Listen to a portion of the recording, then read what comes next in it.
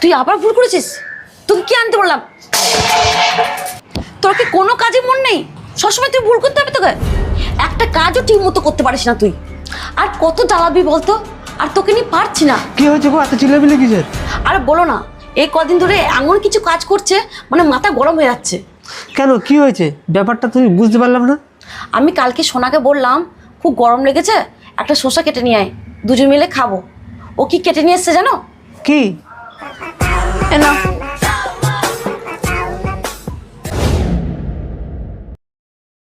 শোনো, কি বলছে মা? শোনো শোনো, এটা শেষ না, আর কি করেছে জানো? আজকে যখন বললাম খুব গরম পড়েছে সোনা, দুজনে মিলে শরবত খাবো, যাও গ্লাস আর জলের বোতল আর গ্লুকন-ডি নিয়ে আসো, দুজন মিলে খাবো। কি করলো জানো? প্রথমে নিয়ে এলো গ্লুকন-ডি, তারপর নিয়ে এলো জলের বোতল, শেষে কি করেছে জানো? গ্লাসের বোতল থালা। এমন মারবো না।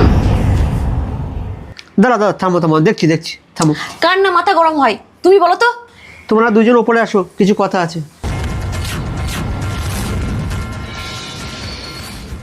শোনা, আমি কথাগুলো সব শুনলাম, তোমাকে আমি একটা কথা বলছি, একটু মন দিয়ে শোনো। হ্যাঁ হ্যাঁ বাবা, শুনছি, বলো। যখন কেউ কিছু বলবে সেটাকে মন দিয়ে শুনবে, সে কি বলতে চাইছে, তারপর বুঝে কাজ করবে, তাহলে ভুল কম হবে। ঠিক আছে শোনা? হ্যাঁ বাবা, আমি এবার থেকে খেয়াল রাখবো। এই যে শোনো, তোমাকে বলছি, ও কিন্তু এখন ছোট, ওকে বকা দিয়ে কাজ শেখালে হবে না, ওকে ঠান্ডা মাথায় শান্ত করে কথা বলে ওকে বোঝাতে হবে। ওকে ভালোবাসা দিয়ে শেখালে আরও ভালো শিখবে, বুঝলে?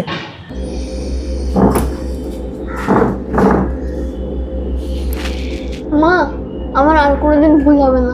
তুমি যা বলবে আমি মন দিয়ে শুনবো। বাচ্চাদের রাগ দেখিয়ে নয়, ভালোবাসা আর ধৈর্য দিয়ে শেখান।